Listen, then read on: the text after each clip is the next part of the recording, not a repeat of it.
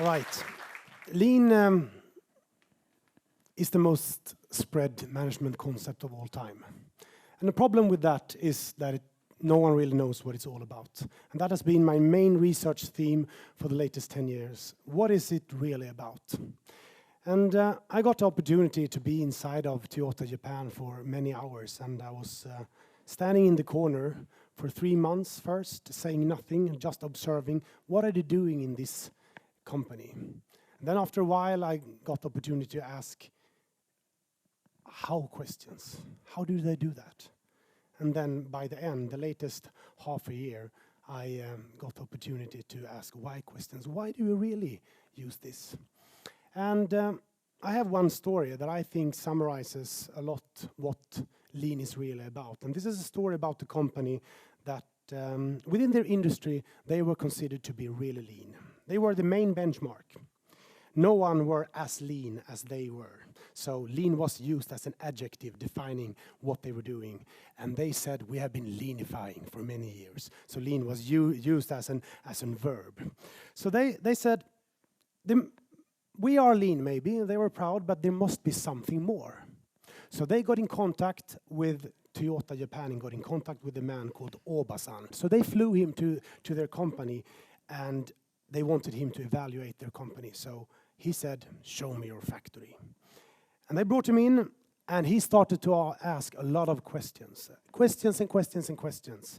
And after a while they got eager and so they asked him, Oba-san, are we lean? And he said, impossible to say. Like, okay. And he continued with his questions. And at lunch, they again asked him, Oba-san, what do you think? Are we lean? And again he said, impossible to say. And then by the end of the day, the CEO comes up to Oba-san and the CEO says, well, Oba-san, we brought you here because we wanted a valid evaluation of our operations. So can you please tell us, are we lean? Can you validate that? What do you think?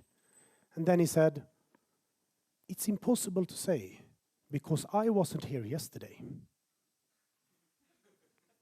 And I think just this little sentence really pinpoints what Toyota makes different from all other companies. I mean, how they drive learning, because that's very much what it's all about.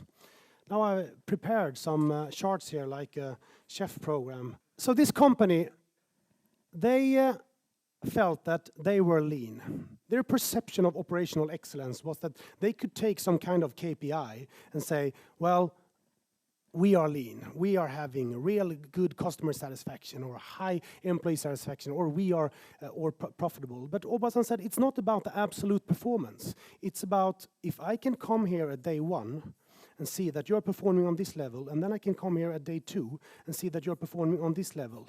See that you have made some kind of difference. That's the kind of state that I would be looking for. The dynamic state. It's not about the static state. It's not about finding the big fish. It's about fishing all the time. So creating self-fishing organizations. And that is, I mean, to say, it's impossible to say because I wasn't here yesterday. I mean, it could be trivial to say that everyone wants to learn. Everyone really wants to drive learning. But the question is, how conscious are you really about driving your own learning in a proactive way? I mean, here we have evolution. I mean, most individuals and organizations, it's more like this. I mean, we have pros and cons, ups and downs in our lives, and we tend to learn, especially on the peaks here, the tops. Oh, she was so happy, so I continue with this behavior. Or he was really, really disappointed, so I never do that again. I mean, we have some kind of normality called the life. And then we have deviations from the life, the normality, and that's what drive learning. And that is what I call reactive learning. But what they do at Toyota is that they do proactive learning. And what I've identified in my research is a particular loop where they drive learning. And it's an interlinked set of routines, always pushing them to take the next step. And these routines can be summarized in a very simple way. I call it the loop. So it's about set, test, evaluate, analyze, learn, and improve. Let me just take an example. Think if we were to ask Oba-san to have a speech here at TEDx. I mean, he would probably be really happy and say, oh, interesting opportunity. So, I mean, But he drives learning instead of just execution. That's the intersection. What is the why? Are you doing something in order to execute?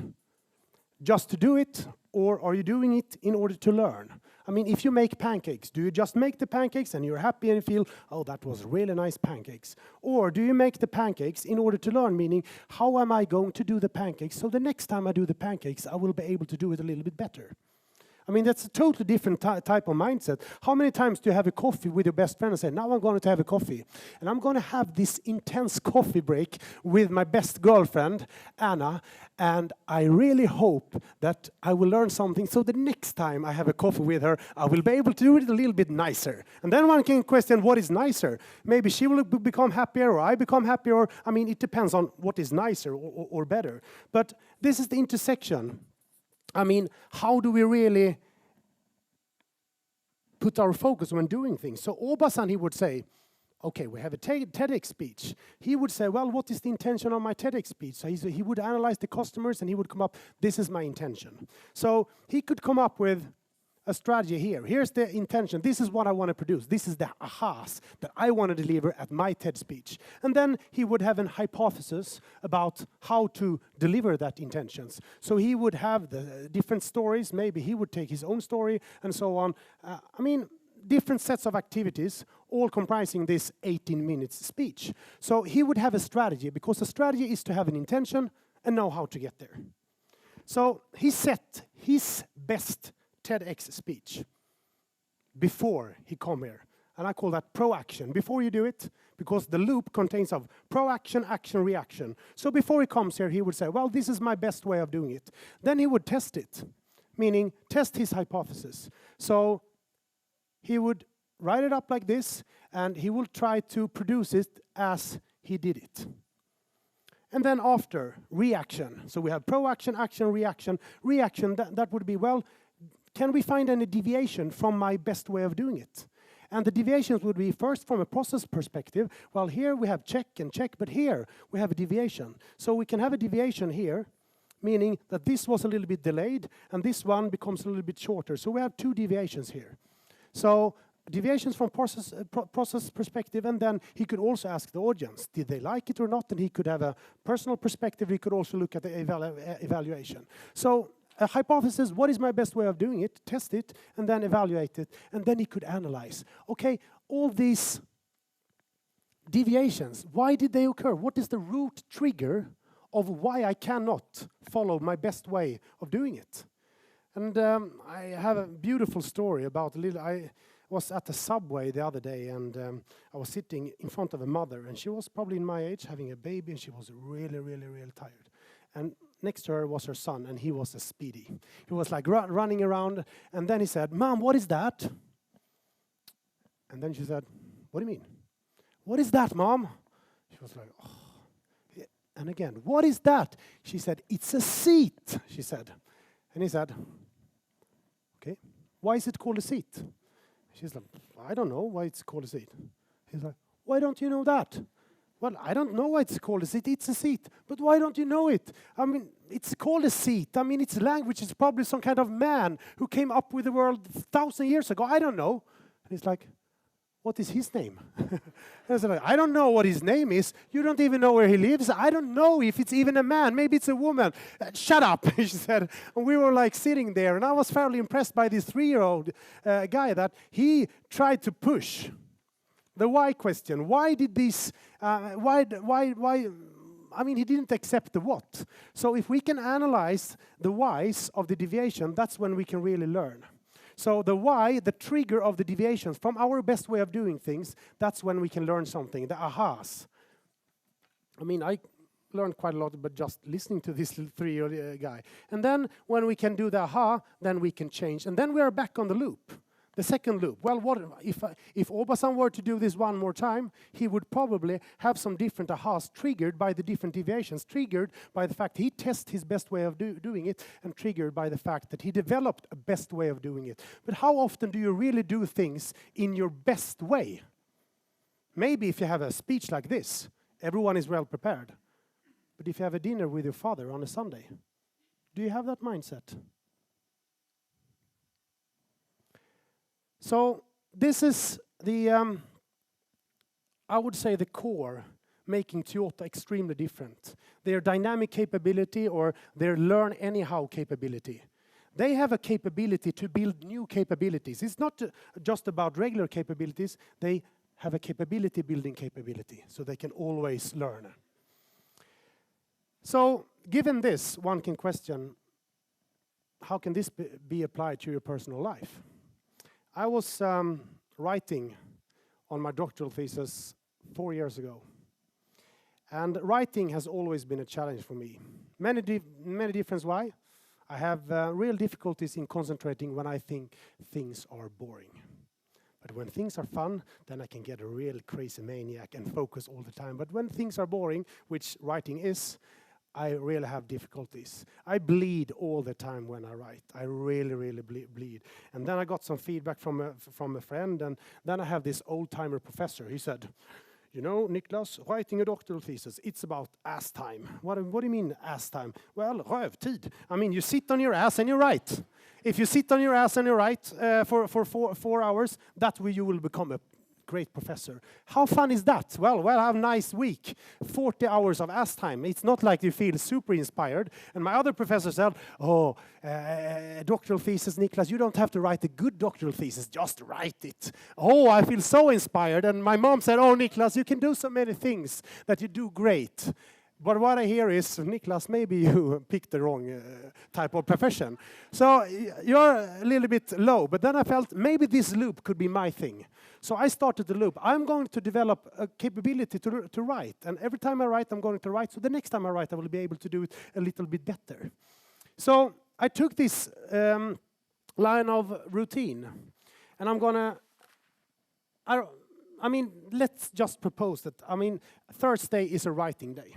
So what I did then was that I used this set of routines. So the first one was the day before here, on Wednesday, was if I were to write in my best way, how would I do it? How many words? Well, let's start with 1,000 words. That was really challenging for me. And then I could put up a schedule how I would do it. I would go up at 6 o'clock and I would go to bed at 10 o'clock and I would have lunch and blah, blah, blah, blah, blah. Then, test.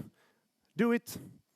Right. And then I could rate exactly, I overslept and blah, blah, blah. It was a nice coffee and blah, blah, blah. And I was Facebooking, Instagramming, Twittering, and yada, yada. And I got to bed after looking to this series because it was so nice. Okay. So that was number 2. 3, evaluate. Oh, we had some kind of deviations. Here, overslept 2 hours. And then we had the long fika, really nice. And then we had the Facebook 2 hours and answering emails. Quite difficult, but that was the evaluation. And then why? Because the interesting thing is the trends that you can see here, because these are the deviations from the real me. I think this is the way I work. But here we have both positive and negative deviations from where can I not be the person I think I am or want to be. And I had 80 hours of deviations the first months when I did this. 80 hours. 20 hours was related to my girlfriend. She called me and said, Niklas, can you help me? Yes. 15 hours was related to my best friend. Niklas, can you help me? Yes. 35 hours was related to I was a yes person. And then I had 20 hours for just writing emails, and then it was some other things, doing things for other people. And then I said, well, we have, during 1 month, I have 80 hours of deviation just because I'm a yes person. But the result was that the average grade of my everyday week, my best grade was 10. My average was 2.3. And my coach said, Niklas, is that good? Do you think you will be happy in a long-term perspective if your average grade is 2.3 out of 10? Because I always felt that I couldn't cope with my plan. So I was analyzing and tried to find what is the inner, why do I do things? I'm a yes person. Why am I a yes person? And then I could learn a lot about myself, and then I could improve. Maybe sometimes I wanted to say yes, but at least I saw the intersection. Before I was just yes, but now I could see, well, here's an impulse. Shall I say yes or no? Yes, of course, to my mother, or to my girlfriend, or to my best friend. But if it's just for some just regular person saying, may you take this phone call? I said, no, I do something else. So when I started to write, I was looping and looping and looping and looping. And I can tell you, during 30 days, I think I increased my productivity 200-300 times. And I was like super engaged. I was like, hallelujah, it's not about ass time, it's about developing a dynamic capability. So I called my old professor and said, Krista, you haven't understood a shit. I can tell you. It's about setting your best way of writing, you test, you evaluate it, analyze, learn and improve, and it is a dynamic loop. You have a capability to develop new capabilities, and I'm going to be the best writer in the world. It's about dynamic, blah, blah, blah, blah. And it was like, Niklas, I appreciate your enthusiasm, but I just want to keep one thing very clear. A good doctoral thesis is a finished doctoral thesis. Click. It's like, okay then, I said, you can shut up, because I'm going to loop my ass to hell. So I started to loop and loop and loop and loop. And I realized that Facebook, Twitter, and all that is not so good. So I said, my writing frames is close the door, turn off the internet, give the passwords to my brother, change my mobile phone. And then I started to write. I was super productive, not so social. But then my best friend Ole said, Niklas, you look a little bit fat and pale. I said, oh, thanks for the feedback. And he said, what are you doing? I'm lean writing, you know. It's about looping. And he said, well, Niklas, have you been talking with Dr. Diet, Dr. Quiet, Dr. Movement, and Dr. Happiness? I said, what? He said, Dr. Diet, it's about how you eat. Dr. Quiet, how you sleep. Dr. Movement, how you move. And then Dr. Happiness, everyone should have something to look forward to. And I said, no problem, I could include that in my schedule. So here in the setting schedule, I had Dr. Diet, eating 5 times a week, and I was having Dr. Quiet, I should sleep and Dr. Happiness, always after work, you know, it's good, something. And then Dr. Movement, I did some aerobics and Bikram yoga and hallelujah. It was quite nice.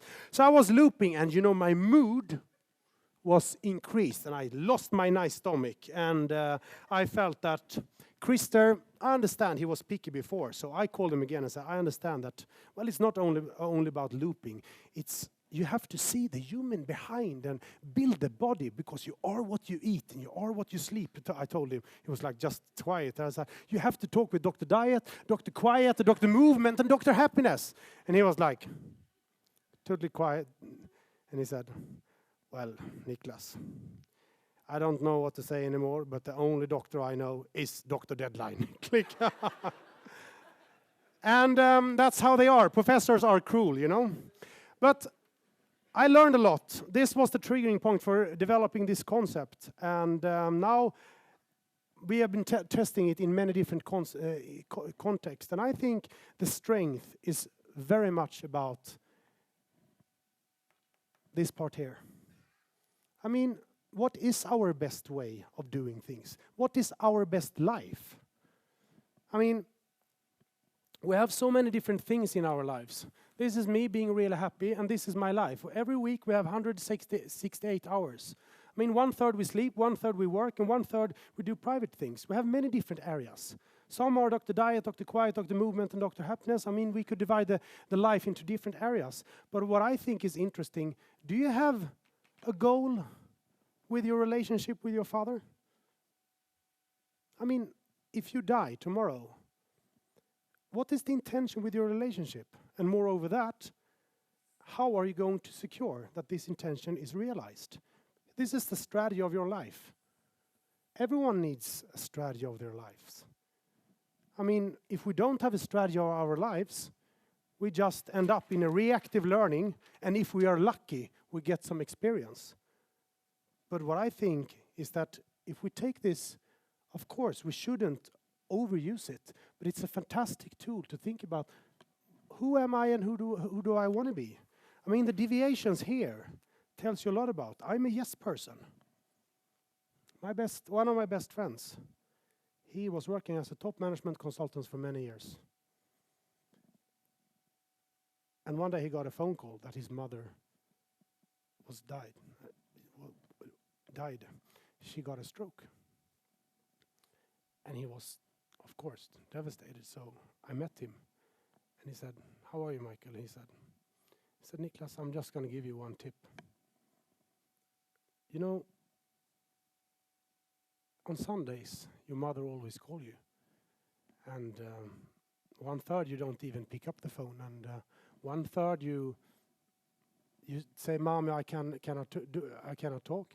1/3 maybe you talk a little bit, but you are really annoyed that you want to talk longer than you are. And when you hang up, you never ever call you. That's the only thing I remember.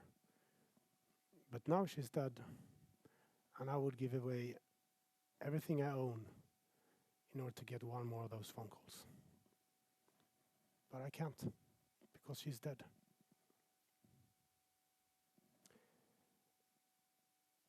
And this is what I take away from this project. Lean and blah, blah, blah. But think if we can start thinking about who do we want to be? What do we want to learn about? And I mean, just looking at this loop here, ask yourself, if you have 168 hours, what is your best week? Take a blank sheet of paper and try to position, this is my best week. This is what I spend my time on. How much time do you spend with your mother? How much time do you spend with your partner? And what kind of smile do you use when you eat a nice cake, a semla with your father? I mean, I have been oozing with emails of the TEDx community from this very morning because, I mean, what I really take away from this is that this weekend I went on a bachelor party for 3 days and we had a fantastic party with my best friends. That's a tsunami of love. And then I said, I do the speech on Sunday. And then all of a sudden my mother was here and I said, wow, my mother is here. So we had a dinner and we climbed a mountain and I slept between 9 and 10 and then I slept. And then I woke up at 3 o'clock in the night, hula. Now it's TEDx. And then I started to, I mean, it has been a stress and I slept not so much, but then I was super focused that maybe I cannot use slides and maybe I have to do this and so on. But now I'm here. This is my best way, given the time that I had. But I would never ever change it. I mean, it was time with my mother. It was time with my friends.